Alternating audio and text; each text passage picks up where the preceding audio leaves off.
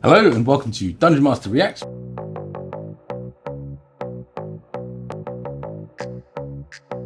My name is Ramji and I don't watch much television, so you are going to get to watch me reacting to examples of Dungeons and Dragons that our wonderful crew of kobolds has found from across the internet and media. So with no further ado, we're going to go into our clip, which is from Bang Theory, which I think I've seen before. Well, not the show, I've only seen the show in the context of doing these reaction videos, but I think I've done a reaction video on Bang Theory before. We're about to find out.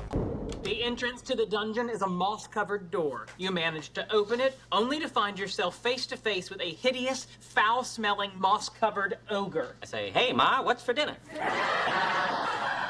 Out of character jokes, usually quite enjoyable, but some players, some tables don't like them. 17. The ogre is amused by your joke and allows you to pass. By the by, I liked it too. We enter the dungeon. You see a dragon.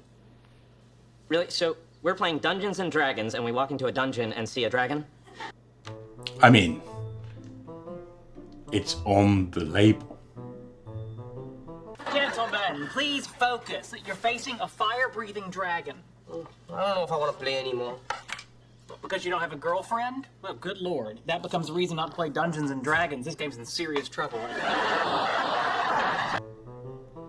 Well, you may have heard that Dungeons and Dragons apparently is a game that's played entirely by nerds who have limited social skills and are not particularly well adjusted in terms of their ability to interact with, let's just say, their intended and their intended choice of partner, and as a result, they find themselves playing Dungeons and Dragons instead.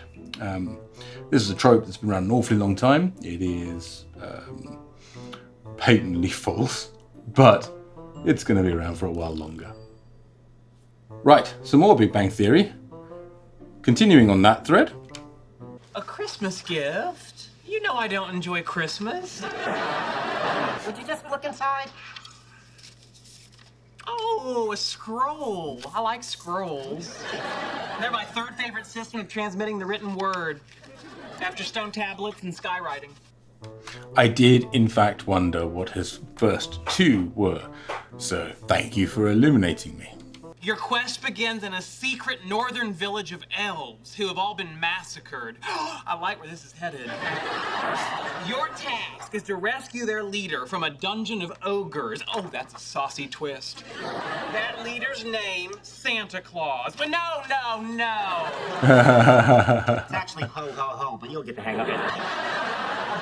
I thought it'd be fun to make a quest with a holiday theme. Fun? Mixing Dungeons and Dragons with Christmas is like making a sandwich of grape jelly, the best tasting jelly, and petroleum jelly, the worst tasting jelly. Technically, that would not be a sandwich. A sandwich is considered to be a filling which has two separate pieces of bread on either side of it. And many great philosophers and scholars do continue to debate to this day whether a hot dog is in fact a sandwich. You find yourselves in the smoking remains of Santa's village. Clearly, a great battle has taken place. Oh man, the first monster I see, I'm gonna sneak up behind him, whip out my wand, and shoot my magic all over his ass.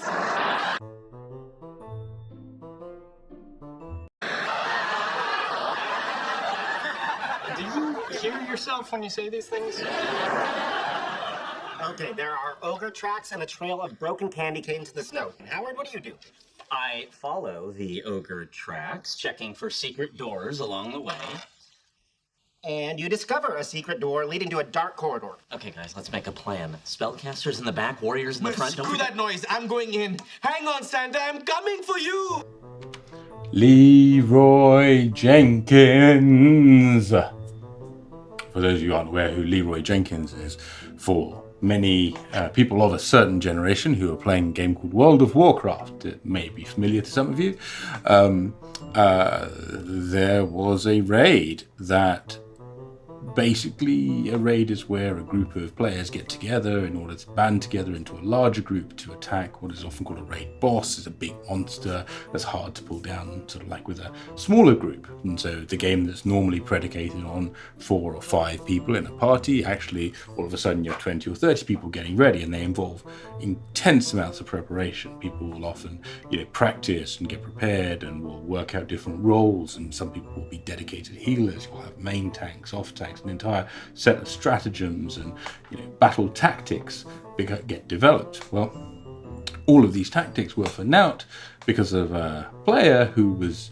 just genuinely thrilled to kick off the encounter and charged in screaming the name of his character, who was Leroy Jenkins. You run into a room full of weapons, hit a tripwire, a cannon blows your face off, you die, you're out of the game. A cannon? Am I really out of the game? Lucky.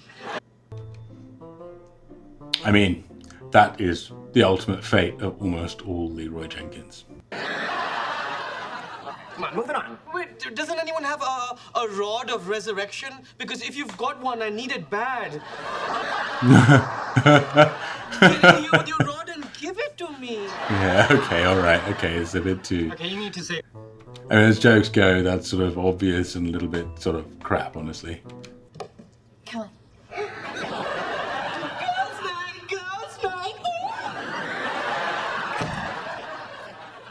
Can we please move this along? Yeah, sorry.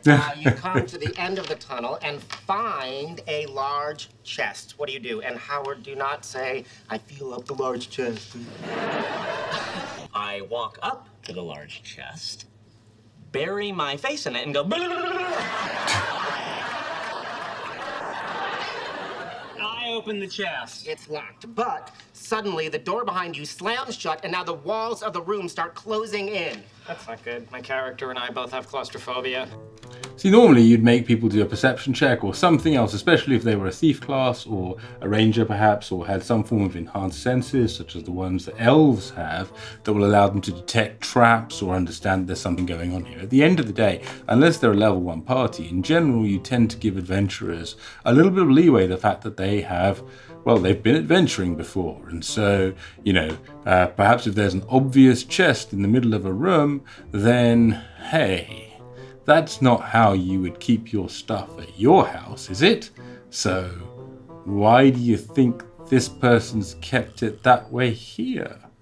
If squashed to death you wish not to be, sing of Svati Vaclav and his victory. Who the hell is Svati Vaclav? Walls are getting closer. Oh boy, happy place, happy place. Wait, Svati Vaclav was the Duke of Bohemia. You're 10 seconds away from getting crushed. 9, 8... Slati Vaclav? I'm sure there's a Santa Claus Christmas Carol joke coming up. 6... Wait. Svati Vaclav is better known as Good King Wenceslas from the beloved Victorian Christmas Carol. Never heard of it. Must be the one Christmas song not written by a Jewish guy. 3... Good King Wenceslas looked down on the feast of Stephen when the snow lay round about deep and crisp and even. The walls are getting slower. Brightly shone the moon that The frost was cruel, when the poor man came inside, gathering winter fuel. The walls stop, you're safe. Wait, there's no 4 more verses. You don't sing a song and not finish it. Hear the page and stand by me. There's no stick telling. Ye who now will bless the poor shall yourselves find blessing. Ba-da-bum. I did not know the rest of it. I may have done at some point in the past. Story for another day. I think I cracked the code to lower the drawbridge. Okay, let's do it. God, I would hate this so much. The drawbridge is lowering. They're playing Jingle Bells. The carpal tunnel's acting up. Play through the pain.